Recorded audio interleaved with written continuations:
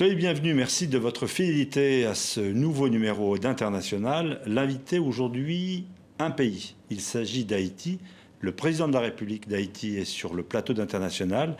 Michel Martelly, merci d'avoir accepté notre invitation. Beaucoup de questions à vous poser sur l'île, sur son état 5 ans après, sur la situation politique, culturelle, économique de l'île. Et j'aurai le plaisir de vous interroger en compagnie de Sophie Malibaud de Radio France Internationale et de Claude Paranagua du quotidien Le Monde. Peut-être peut-on revoir quelques-unes des images avant de vous entendre, Monsieur le Président, sur ce qui se produisait il y a 5 ans, émotion internationale, et on a le sentiment que depuis, d'une certaine façon, eh bien, Haïti ne fait plus la une des journaux.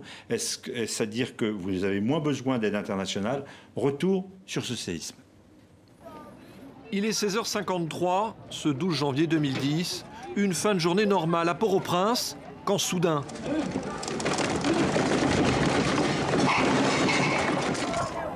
Ces soldats brésiliens de l'ONU filment avec leur téléphone l'apocalypse, un séisme de magnitude 7 sur l'échelle de Richter, la plus grande catastrophe naturelle jamais vécue en Haïti, emporte en quelques minutes la vie de plus de 230 000 personnes. Dans les jours qui suivent, des milliers de gens se retrouvent sans abri. Lentement, trop lentement, l'aide humanitaire se met en place. Des camps de réfugiés provisoires sont installés aux 4 coins du pays. Certains ne disparaîtront jamais. Mais une autre catastrophe se prépare. Alors que la saison des pluies démarre et que les ouragans viennent fragiliser l'île, les maladies se propagent dans les camps aux conditions sanitaires déplorables. Parmi elles, le choléra qui prend de court le corps médical. Nous sommes ici depuis 2 semaines. Au début, nous avions 20 admissions par jour.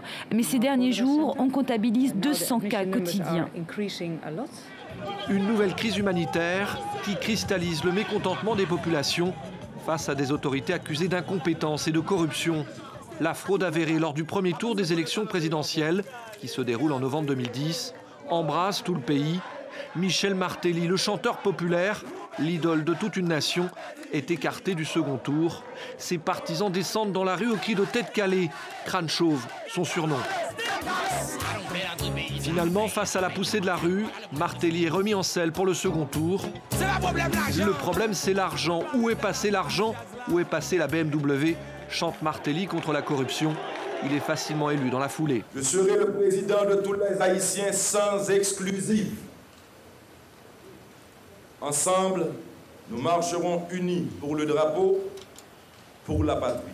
Avec ce jeune président plutôt libéral mais proche du peuple, Haïti pense avoir tourné la page de la malédiction. Mais le pays tarde toujours à se reconstruire. Le premier État noir à s'être libéré du joug colonial, français en 1804, grâce à son héros national Toussaint Louverture, le symbole de la lutte contre l'esclavage, a aussi été pillé de ses richesses naturelles. Il ne s'en est jamais vraiment remis, en perpétuelle instabilité politique depuis. La mort en octobre dernier de Jean-Claude Duvalier, l'ancien dictateur, rappelait l'époque sombre, pas si lointaine, de la répression. Et Michel Martelly, qui est présent sur ce plateau. Monsieur le Président de la République d'Haïti, merci d'être avec nous. On voit 5 ans après ce drame planétaire, ce séisme, émotion, de quoi votre pays a-t-il besoin? A-t-il besoin de fonds, peut-être ce que vous seriez venu chercher, ou de confiance pour que des investisseurs, pour qu'une aide se déploie encore dans votre pays aujourd'hui? Quelles sont les urgences? Là où l'urgence est partout. D'abord, je tiens à te remercier, Philippe, de permettre à la République d'Haïti de s'exprimer, de dire merci à la solidarité des partenaires et ensuite nous permettre de mieux nous faire connaître. Et ce dont on a besoin, c'est plutôt la solidarité, comme je le dis, pas l'argent comme on l'a fait par le passé. Il y a assez d'argent aujourd'hui en Haïti pour tout construire? Je dirais, pour commencer, que les idées valent plus que l'argent. Déjà, le fait, la mauvaise gouvernance nous prive de bonne gestion d'argent. Donc, ce n'est pas l'argent, c'est la capacité, c'est le sérieux, ce sont les projets, les idées. Donc, c'est pour ça qu'on ne demande pas de l'argent, qu'on propose un partenariat, on offre des opportunités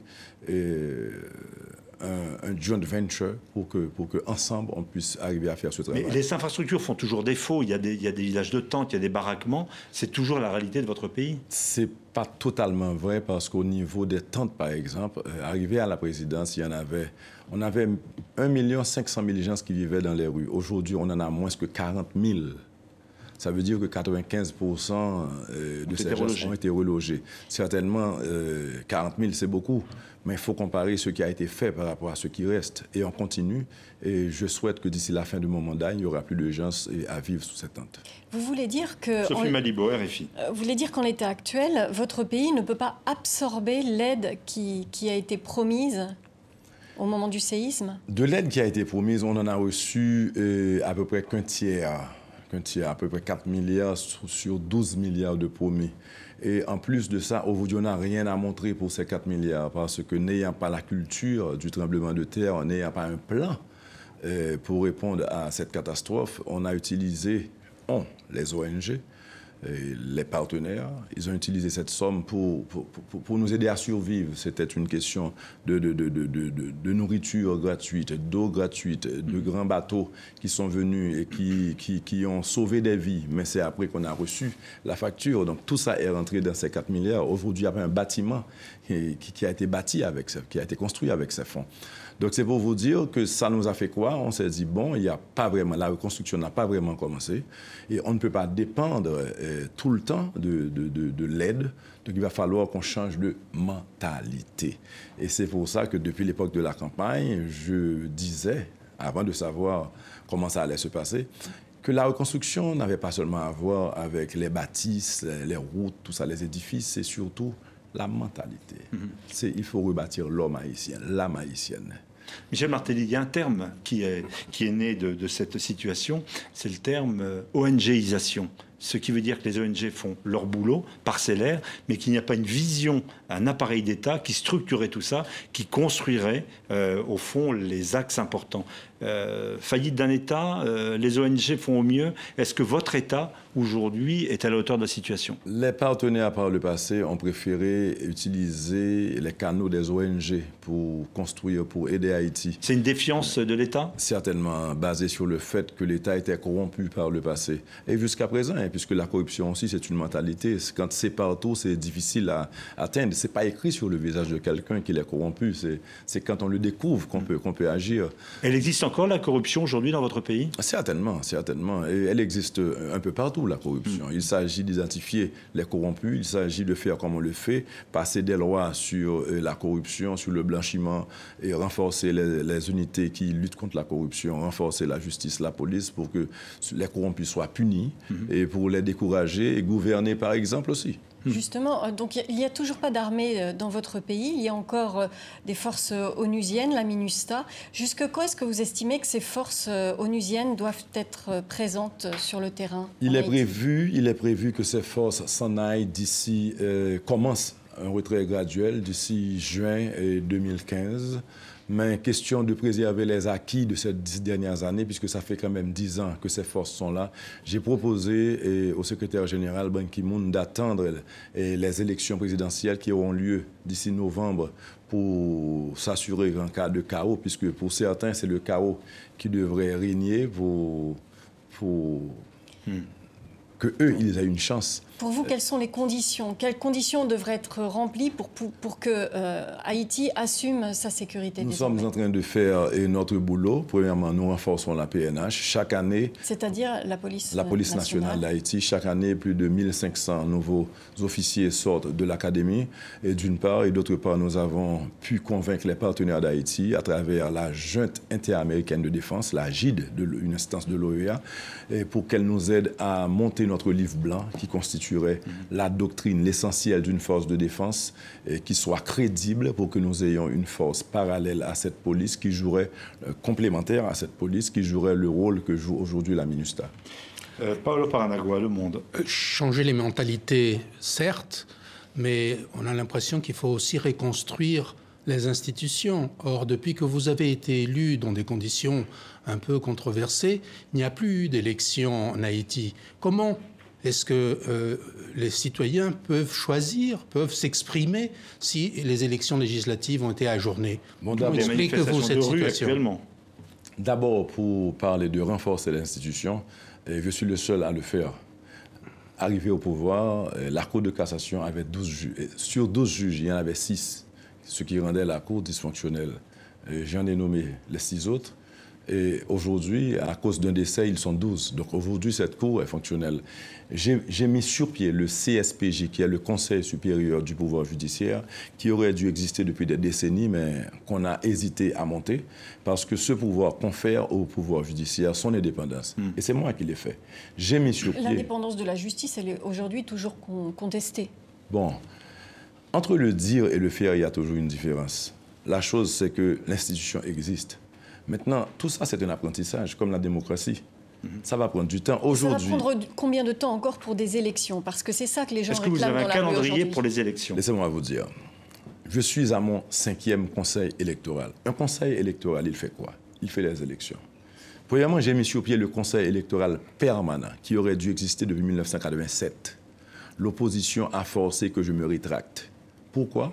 Parce que pour qu'ils aillent aux élections, il fallait que je me rétracte. Ils ne veulent pas du conseil électoral permanent, qui est une institution prévue par la Constitution. Donc, j'ai accepté parce qu'il fallait aller aux élections. Après avoir accepté, maintenant, quand ils ont vu, ils ne pensaient pas que j'allais accepter, quand ils ont vu que j'ai accepté, maintenant, ils me disent, il faut changer les membres. Je dis, pas de problème, on change les membres. J'ai changé les membres. Non, il faut une autre institution. La dénomination n'est pas bonne. J'accepte, on change la dénomination. Et puis, je suis à mon 5e. Vous êtes en train de dire que ce n'est pas votre responsabilité si les élections ne se tiennent pas en Haïti. Permettez, l'État haïtien est composé de 3 pouvoirs. Il y a l'exécutif, le judiciaire et le législatif. L'exécutif s'assure de la bonne marche des institutions et décaisse les fonds, et crée l'ambiance. Le législatif vote la loi électorale. Ça veut dire que cet outil dont on a besoin pour aller aux élections, cette loi électorale, si elle n'est pas votée par le Parlement, il manque quelque chose. D'accord. Donc, vous ne savez pas quand auront lieu les élections, Monsieur le Président. Vous nous dites que vous n'êtes pas en mesure de nous dire quand auront lieu ces élections. Je peux vous dire que si les élections n'ont pas lieu d'ici le 12, le 12 janvier 2015, oui. Ce qui va nous amener à un dysfonctionnement de la Chambre, du Parlement. L'article 136 de la Constitution prévoit que le président est garant de la bonne marche des institutions. Oui. Ce n'est pas un article qu'on utilise quand tout marche. Aujourd'hui, les institutions sont en place.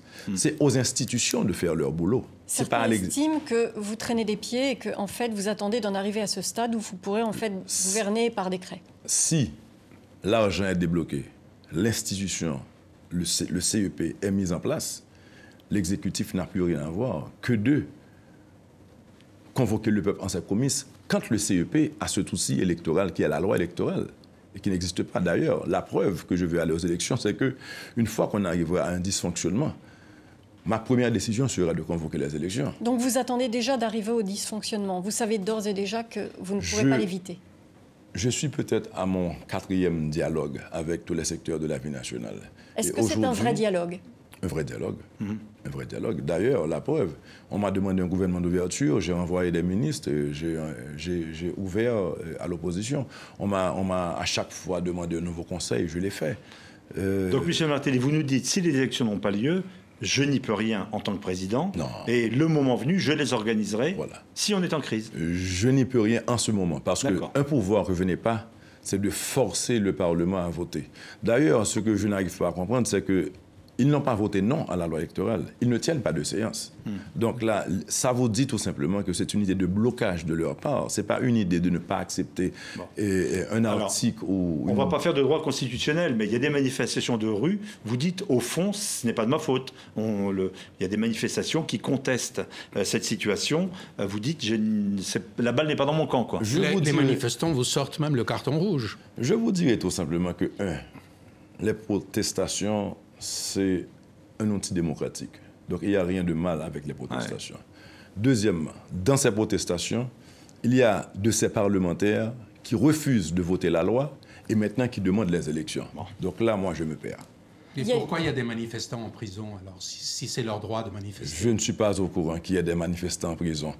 La loi prévoit qu'on peut manifester, mais il faut éviter la violence. Maintenant, s'il y a des gens qui font du désordre et qu'il y a des poursuites contre ces gens, ça c'est à voir avec le pouvoir judiciaire. Le président n'arrête pas un manifestant, le président n'a rien à voir. Au contraire, je supporte. Vous savez qu'Haïti est devenu... Les informations qui sont parues dans la presse locale, en Haïti, la presse évoque une vingtaine d'arrestations. Vous le contestez? Bon, je ne suis pas les questions d'arrestation. Nous avons laissez-moi vous dire. Ça n'est pas grave s'il y a des prisonniers politiques en Haïti? Si on a des prisonniers politiques, je saurai.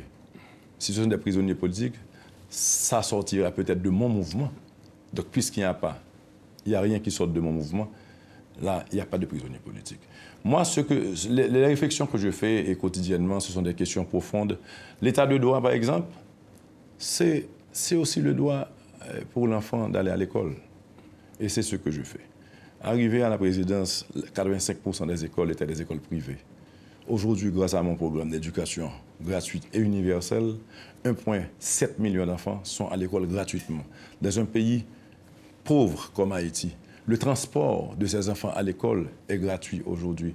Donc c'est ça les vrais problèmes. Parce que quand j'ai parlé de reconstruire Haïti, c'est reconstruire l'homme haïtien, la mentalité haïtienne. Maintenant, s'il y a des gens qui font du désordre, il faut pas confondre l'anarchie et la démocratie. On n'a fait que détruire. Et c'est ce qui fait que Haïti soit dans cet état aujourd'hui. Et il faut prendre du temps pour réfléchir et se dire, au moins, il faut protéger ce qu'on a. Monsieur le Président Martelly, si jamais la situation dégénère dans la rue, est-ce que tous ces efforts que vous fournissez sur le terrain de la santé, de l'éducation, ne risquent pas d'être remis à néant? Une protestation dans la rue, même si elle est hebdomadaire, quand il s'agit de 500 personnes, quand il s'agit de 1000 personnes, ça ne représente pas une population. Tout comme avoir été élu à 67%, ça voulait dire tout simplement qu'il y avait au moins 30% de la population qui ne supportait pas le président. Ce n'est pas l'image d'une démocratie en panne en Haïti aujourd'hui, face à cette situation? Mais la démocratie, on l'avale pas en un jour. On est passé d'un système dictatorial à la démocratie en une nuit, sans un apprentissage, vous savez, et les Haïtiens ont confondu la démocratie avec l'anarchie. On a tout détruit après. Un pays qui n'a pas les moyens pour se construire, et à chaque fois qu'on renverse un président, à chaque fois qu'un président s'en va, on écrase. Quand est-ce qu'on va commencer à... Mais pourquoi est-ce qu'il y a eu cette tradition de gouvernance aussi terrible, presque dictatoriale? Quand on revisite ces dernières décennies, il n'y a pas une gouvernance dont on peut se dire elle répond à un certain nombre de critères de loyauté et de respect de sa population. On ne va pas reparler des Duvalier ou d'autres, ou de Titide, mais il y a quand même une situation très complexe. Je dirais que nous faisons la différence. Aujourd'hui, Haïti est classé 47e après les États-Unis dans les questions de liberté de presse. Ça veut dire beaucoup pour moi. Et je dois vous dire que c'est parce que je suis victime et que je l'accepte. Parce que je comprends que la liberté de presse, c'est un outil de la démocratie. Et je veux le préserver. Maintenant, Jean-Claude Duvalier est décédé, mais est-ce que vous n'avez pas envoyé un message assez peu clair sur ce personnage qui a quand même été responsable... Il n'a pas été jugé, il n'aura jamais été jugé. ...de violation de droits de l'homme. Il est décédé de sa belle mort. Voilà, il n'a pas été jugé. Il y a toujours des plaintes. Est-ce que les plaintes vont pouvoir... Est-ce que la justice va continuer son travail? Le président n'a pas été jugé. Le président Martelly ne juge pas. Donc là, il faut voir avec la justice. Une institution qui, elle aussi, est faible. Il faut l'admettre. Les institutions sont faibles en Haïti. Et c'est ce que nous faisons. Nous sommes en train de les renforcer. Et plusieurs gens ont tenté de m'influencer pour me dire il faut le juger. Mais déjà, me demander ça, c'est me demander de m'ingérer dans les questions de justice. Vous savez, c'est à la justice de faire son travail. Là, maintenant, le président est décédé et on me dit qu'il n'a pas été jugé. Ben, c'était pas à moi de le juger. On me dit que... Est-ce que vous comprenez le sentiment des victimes? Est-ce que vous comprenez que les victimes ont besoin de vérité et de justice? Est-ce que vous pensez que du point de vue de la réconciliation de la société avec son histoire, juger Duvalier aurait été important? Certainement, c'était à la justice de le faire. Et c'est pour ça que, président de la République, même quand l'institution, la présidence, reconnaît que c'est un président qui est mort, on n'a pas fait de funérailles officielles parce que Duvalier en lui-même, c'est un sujet qui divise les Haïtiens. Aujourd'hui, pour nous, l'idée, c'est de réconcilier les Haïtiens, qu'on s'unisse pour rebâtir notre pays. Merci Michel Martelly. Nous avons une courte pause d'actualité. On vous retrouve dans exactement 1 minute 30.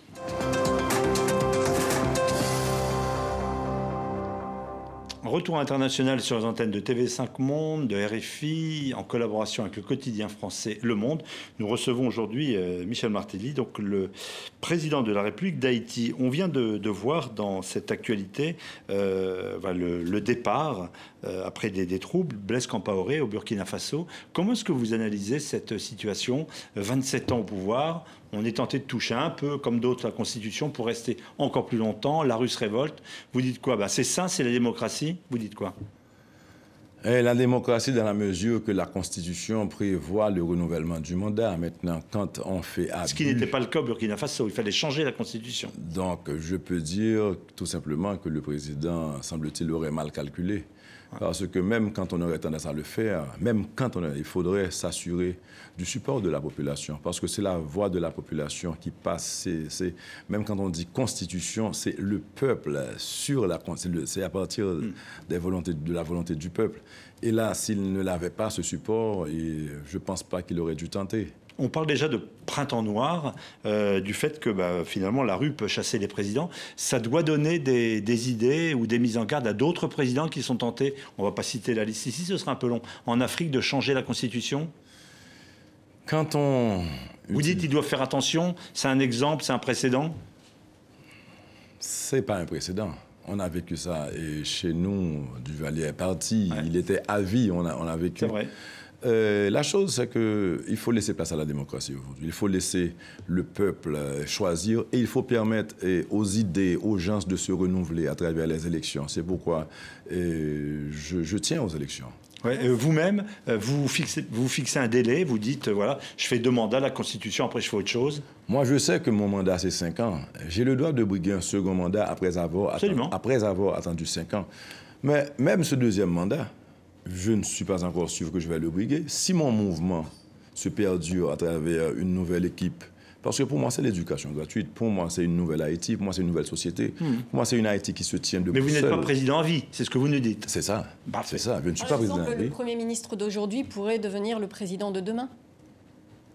Ça dépend de lui. Et pourquoi pas n'importe qui. Ça dépend de lui et du peuple. Non, ça dépend de lui en termes de vouloir être candidat, de choix être candidat. Maintenant, ça va dépendre du peuple. Le peuple choisira qui il voudra. Mais alors, justement, le peuple, pour l'instant, il n'a pas été en mesure de voter. Aujourd'hui, il y a des gens qui demandent votre démission. Quand vous voyez ce qui se passe au Burkina Faso, est-ce que, quelque part, ça vous fait sentir l'urgence de la situation? Je tiens compte de tout ce qui se passe en Haïti, en ce sens que je suis au courant qu'il y a certaines manifestations. Je suis aussi au courant que ce sont des gens de l'opposition qui exercent une pression sur un pouvoir que je dirais aujourd'hui être très confiant qui jouit de la confiance du peuple. Pas plus tard que samedi soir, jusqu'à 1h du matin, on organise ce qu'on appelle le gouvernement Lacayo, où l'État se déplace, pas l'État, le gouvernement se déplace, tous les ministres, le Premier ministre, le Président. On va dans une ville de province, on va dans un quartier démuni, on s'installe, on passe 2 jours, on dort chez des pêcheurs s'il y a lieu. Et là, on est à l'écoute de la population. Et aussi, on apporte certaines choses à cette population. Donc la proximité entre le président de la République et la population, elle est à son meilleur point. D'ailleurs, c'est ce qui a fait de moi un président. J'étais déjà proche de cette population. Je reste proche d'elle. Oui, il y a des gens qui sont contre. Oui, il y a certaines gens dans les rues qui protestent. Mais il y a une majorité de la population qui sent... D'ailleurs, l'école gratuite, ce n'est pas pour moi, c'est pour cette population. Le transport gratuit, c'est pour elle. Donc, elle a confiance. C'est la première fois qu'on ressent qu'on a un État au service de la population. Donc vous repoussez les critiques selon lesquelles vous voyagez trop, vous faites de beaux voyages en Europe en ce moment par exemple, au lieu de vous occuper de la population. La critique aussi fait partie de la démocratie.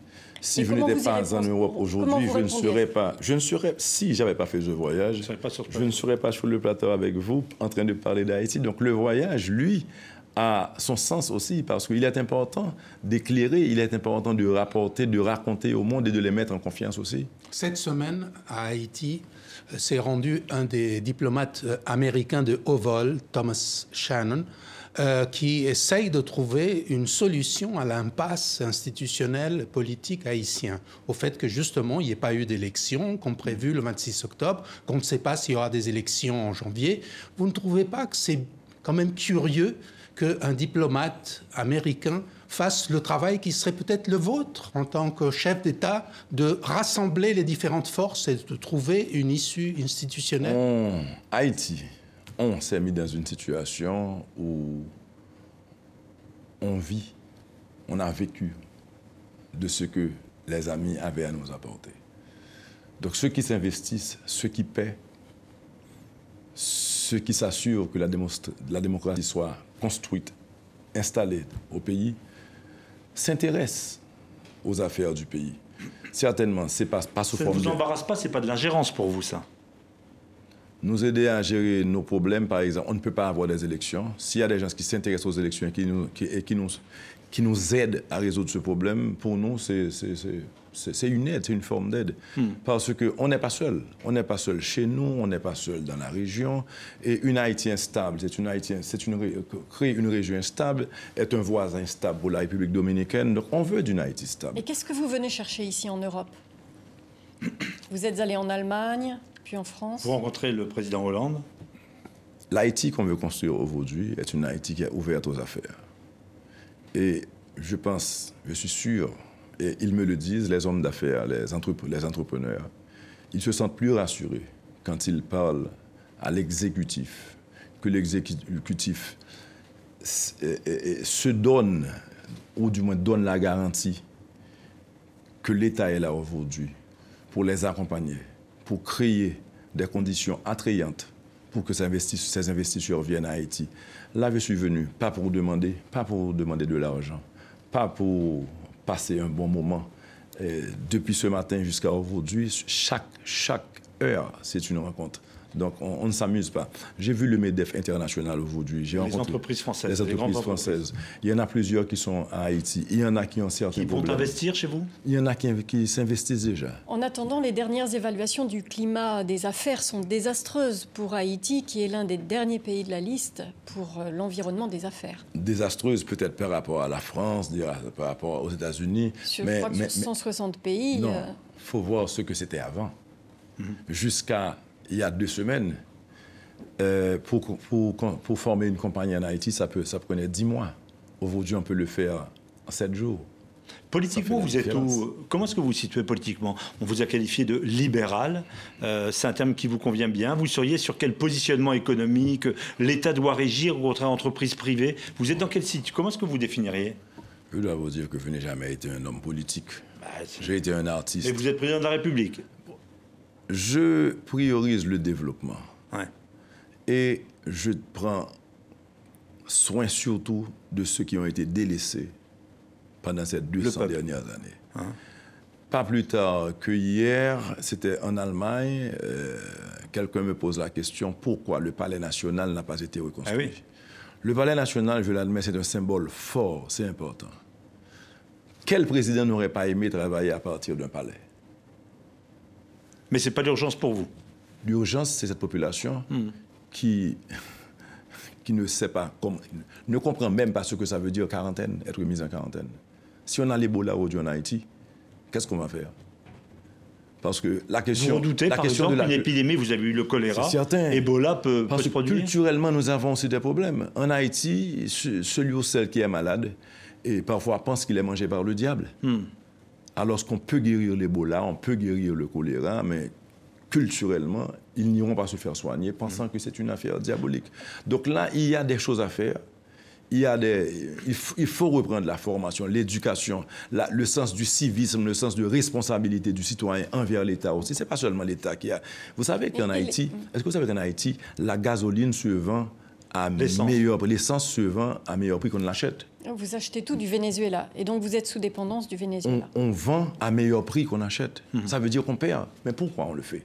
Parce qu'en augmentant les coûts, on est conscient que tout va augmenter. Le coût de la vie va augmenter. Et une population qui n'a pas d'emploi va avoir des problèmes. Donc aujourd'hui, on est obligé de subventionner. Et c'est pour ça qu'on veut sortir de la logique d'aide, de la logique de don, pour entrer dans l'investissement, dans le développement durable, dans la création de richesses, dans la production agricole, des éléments qui vont relever l'économie et amener vie et espoir à cette population. Revenons sur le problème, si vous voulez bien, de l'état de droit, de l'instauration de l'état de droit et de la reconstruction de la vie politique. Est-ce que vous n'en avez pas fait trop en évoquant, en suggérant que vous demanderiez finalement l'oubli sur les crimes d'Aristide et des Duvalier? Oui.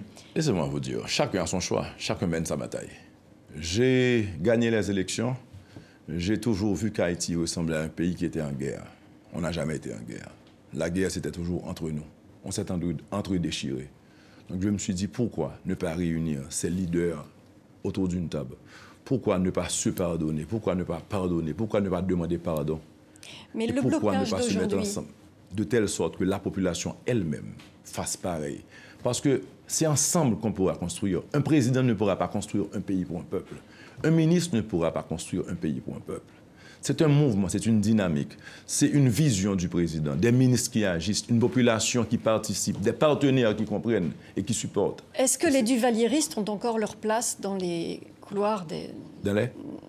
Est-ce que les Duvalieristes ont encore leur place aux affaires? Donc les pères et fils qui ont été les dictateurs, je rappelle pour nous. Est-ce qu'ils ont leur place dans l'appareil? Est-ce qu'il est normal que le régime ne soit pas finalement poursuivi pour des crimes qui ont été commis? Le régime, comment identifier ce régime? À travers Duvalier, peut-être qu'il n'est plus. Non, il avait tout un entourage autour de lui. Il y a encore des victimes qui demandent que les crimes soient jugés et que Duvalier n'était pas seule personne responsable. Ils savent quoi faire, aller au-devant d'un juge, faire des dépositions et demander justice. L'appareil judiciaire n'est pas bloqué. Au contraire, je viens de vous dire qu'il est devenu indépendant.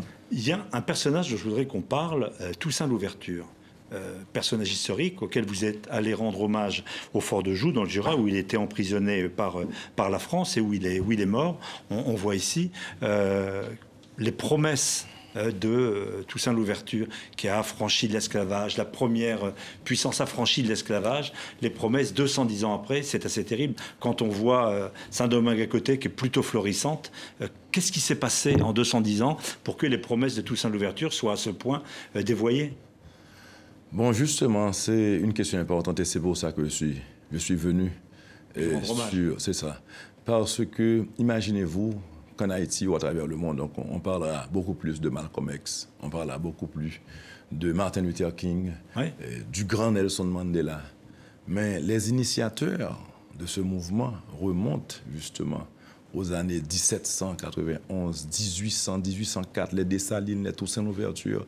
Parce que la révolution haïtienne, qu'on connaît très peu, qui nous a amenés à l'indépendance, c'est elle qui a redéfini le mot liberté. Parce que c'était justement ça, sortir de ces chaînes de l'esclavage. Et pourtant, on ne parle pas de Toussaint. Pourtant, aucun président haïtien n'est allé sur le site. Et vous avez choisi d'aller lui rendre hommage dans ce fort où il a été emprisonné et où il est mort. C'était important. Il faut qu'on puisse s'inspirer de l'idéal de nos ancêtres qui ont mené une bataille qu'aujourd'hui, nous ne pourrions pas mener. Aujourd'hui, nous ne serions pas à même de nous battre contre une petite police, voire une armée. Heureusement, nos pères l'ont fait pour nous. Il a battu Napoléon. C'est dur de l'admettre, mais c'est une réalité. On est devenu indépendant. Alors pourquoi, 210 ans après, on en est là? Parce que justement, après cette bataille gagnée, on ne s'est pas mis ensemble pour s'assurer du développement, de l'éducation. Pourquoi c'est 210 ans après qu'un chanteur sort de scène, qu'il s'installe dans la politique et qu'il parle de l'éducation gratuite, sans qu'il n'ait été professeur, sans qu'il n'ait, lui, un diplôme d'une université. Et c'est lui qui pense à l'éducation gratuite. Tout simplement, on n'a jamais priorisé Haïti, on n'a jamais pensé aux plus pauvres, on n'a jamais pensé à élever le niveau, on n'a jamais pensé à protéger ceux qu'on a, on n'a jamais pensé à former un pays ne vaut que par son peuple. Et quand les jeunes, les petits sont dans les rues, l'avenir du pays est dans les rues. C'est pour ça que je veux les enlever des rues, les enlever de prison, les mettre à l'école. Là, c'est la première chose à faire. Et le pire dans tout ça, c'est que les résultats, ce n'est pas pour l'année prochaine. Les résultats, ce n'est pas pour 5 ans, ce n'est pas pour 10 ans. C'est pour 30 ans. C'est pour 30 ans. les résultats. Mais c'est un passage obligé parce que sans des gens capables, sans une population à même de se tirer d'affaire, de pouvoir rêver, vous savez, on n'ira nulle part. On parle de Toussaint Louverture comme héros de Haïti et universel. Il y a d'autres figures en Haïti qui font beaucoup parler d'elles. Dans le monde entier, ce sont les écrivains. Il y en a un qui va rentrer sous la coupole prochainement, Dany Laferrière. Il y en a d'autres, Trouillot et beaucoup d'autres. Comment est-ce que vous expliquez cette capacité des écrivains, cette prolifération d'écrivains de valeur universelle? Ça prouve tout simplement que nous avons des talents. Ce sont des gens qui réussissent, mais ils réussissent seuls. Il n'y a pas une structure là pour supporter nos jeunes Haïtiens. Et on a toute une génération de profs qui sont partis en Afrique, aller refaire l'éducation en Afrique. Et aujourd'hui, nous, en Haïti, parce que ces générations sont parties, on n'a pas reproduit ses capacités, on n'a pas transmis ses connaissances. Donc aujourd'hui, en Haïti, on souffre d'un manque de professeurs. La qualité de l'éducation en Haïti, elle est terrible. C'est maintenant qu'on prend des mesures encore. C'est vrai qu'on a agi sur la question de l'accès à l'éducation. C'est gratuit aujourd'hui, mais la qualité reste un problème. Et ce matin encore, j'en ai parlé au président Hollande. Pourquoi ne pas voir comment on pourrait avoir des professeurs français retraités, ceux qui sont à la retraite, qui viendraient à Haïti, travailler avec nous, on pourrait s'occuper du logement, tout ça, mais il faut... Qu'est-ce qu'il en pense, le président Hollande? Vous êtes d'accord? Superbe idée. Alors, on parle de la France, parlons aussi peut-être de francophonie. Dans un mois, à Dakar, sommet de la francophonie, et une haïtienne d'origine, Michaëlle Jean, qui est canadienne également, qui était gouverneur général, et candidate. C'est la candidate de votre pays. Ça sera un symbole important pour vous? Très important. Il est vrai que... Aujourd'hui, on l'a dit aussi canadienne. Elle a été gouverneure au Québec. Gouverneur général, chef d'État, représentant de la reine d'Angleterre. Mais d'origine haïtienne. On est fiers d'avoir cette jeune haïtienne comme candidate et nous la supportons. Je crois aussi que le Canada fait pareil. Le Québec, le Nouveau-Brunswick et d'autres nations francophones. Pardon?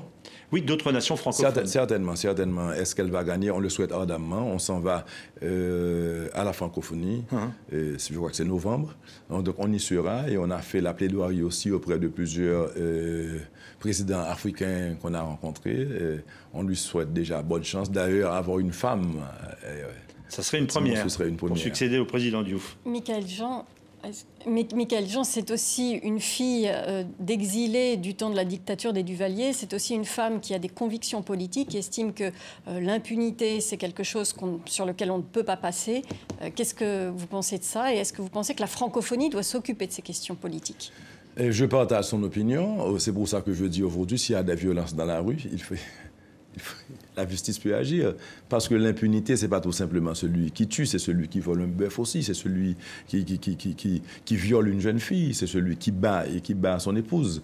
Ils doivent être pris en compte par la justice. Et ça aussi, c'est l'impunité. Et j'appuie la position de Mme Michaëlle Jean. C'est pour ça que, sur la question des femmes particulièrement, aujourd'hui, quoique la Constitution impose un taux de 30% de femmes dans les affaires de l'État, on est à 44%. C'est pour ça qu'on a mis sur pied la question de la maison des femmes. Quand les femmes sont violées ou battues, elles ont un endroit où aller et faire une déposition et être prises en compte. Donc, on s'occupe de ce genre de questions. Est-ce que cette diaspora haïtienne, si nombreuse, pas seulement en France, mais aussi en Amérique du Nord, est-ce qu'elle est uniquement un handicap, une fuite de cerveau, ou est-ce que c'est aussi un atout pour Haïti?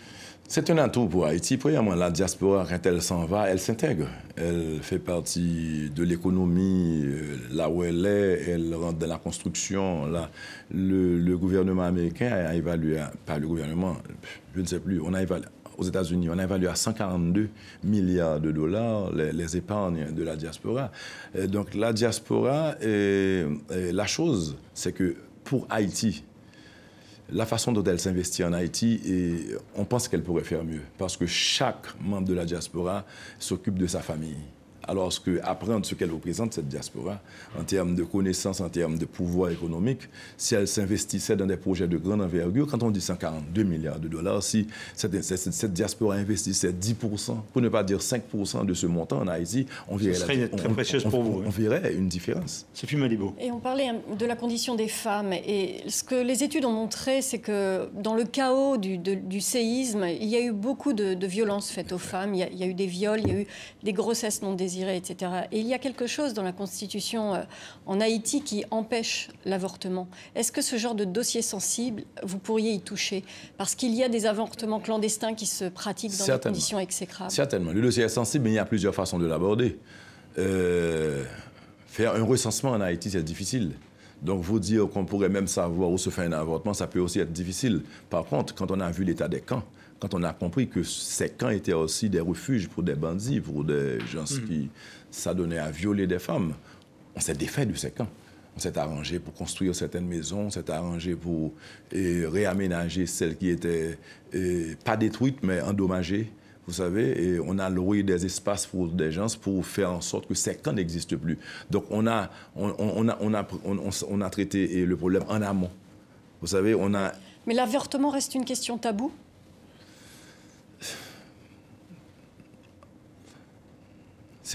Pour moi, c'est une question de choix. Personnel? Choix personnel. Mais c'est interdit par la Constitution. C'est interdit dans la loi. C'est interdit par la loi. Il faut changer la loi? Je vous parle de moi. Mais est-ce qu'il faut changer la loi, Monsieur le Président? Bon, ça dépend des parlementaires. On pourrait proposer, si quelqu'un vient avec un argumentaire, je vous dis que pour moi, c'est une question de choix. Donc vous ne tranchez pas cette question? Je ne tranche pas. Mais il y a des femmes qui, pour l'instant, les femmes qui se font avorter après un viol. Je suis pour la vie. Mais la femme, parce que vous savez, des fois, quand je parle aux mères, celles qui vivent dans les conditions les plus inhumaines, je vois une femme pauvre qui me dit qu'elle a 18 enfants. Là, je pense que c'est se tuer. C'est se donner une balle dans la tête, se tirer une balle au pied. Parce que si elle n'a pas accès à la contraception... Quand on n'a pas un sou et qu'on se permette d'avoir 18 enfants, c'est cultiver la pauvreté, c'est créer la misère. C'est sans doute pas son choix d'avoir 18 enfants, et les femmes violées, c'est certainement pas leur choix. Non, là, 18 enfants, c'est pas 18 viols. On ne parle pas de 18 viols. Je parle de femmes... Mais il y a le viol et puis il y a d'autres pratiques qui font que... Le viol existe partout. Ce sont des caractères particuliers. Mais il est condamné dans bien des pays. C'est pour ça que je vous dis qu'une mère qui a 18 enfants n'est pas violée 18 fois. Non. Et peut-être même pas une fois. Parce que le viol... Mais a-t-elle accès à la contraception? A-t-elle accès à un environnement d'information? Certainement. Ouais. Peut-être moins information que contraception. Parce qu'il y a des programmes... de planning familial, justement, pour accompagner les jeunes et les femmes. Vous devez comprendre que c'est pour ça qu'on veut relever le niveau économique en Haïti, parce que c'est une question de prise de responsabilité, de prise de conscience. Certains parents admettent que leur jeune fille de 16 ans couche avec, un exemple, un membre des forces onusiennes. Pourquoi? Parce que c'est une question d'argent.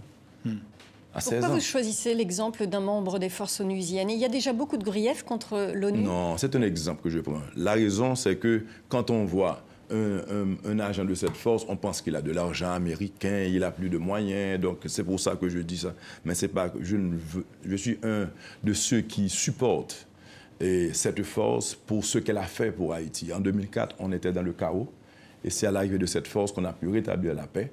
Et c'est pour ça que je demande un retrait programmé de la MINUSTAH, par qu'on la chasse du pays.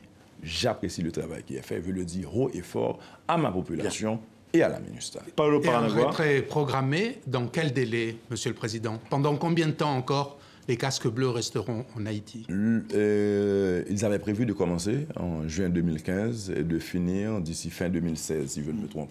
Mais certainement, il y aura peut-être quand même certaines groupuscules qui resteront, les petits groupes qui resteront pour regarder, gérer, s'assurer que ça soit bon. Mais en gros, les forces militaires et les forces de police s'en iront. Michel Martelly, merci d'avoir été l'invité d'International aujourd'hui. Vous n'étiez pas, vous le dites vous-même, destiné à devenir président. Vous dites j'étais chanteur, etc. Le jour où vous quitterez le pouvoir, un jour ça arrivera, qu'est-ce que vous voulez avoir changé en Haïti? Qu'est-ce qui devra avoir changé? Qu'on dise la marque de Martelly, c'est d'avoir fait ça. C'est quoi le ça? Bon, d'abord, changer de cap avec Haïti. Haïti n'allait nulle part, on s'enfonçait dans un trou. Changer de cap, c'est ça, ensuite. Changer de cap. Non, déjà l'espoir, c'est beaucoup. Rétablir la confiance entre les partenaires et Haïti, c'est beaucoup. Rétablir la confiance entre la population et l'État, c'est beaucoup. L'école gratuite pour les enfants, c'est beaucoup. Et le tourisme, avoir pu faire revivre ce secteur, c'est beaucoup. Donc, beaucoup est fait. Il reste encore beaucoup à faire, mais je crois déjà en 3 ans avoir beaucoup fait. Après, peut-être que je me donnerai à la musique, qui sait. Vous retournerez dans ce cas à la musique. Merci Michel Martelly, président d'Haïti, d'avoir accepté notre invitation. Beaucoup à faire, si je puis dire, vous le disiez vous-même.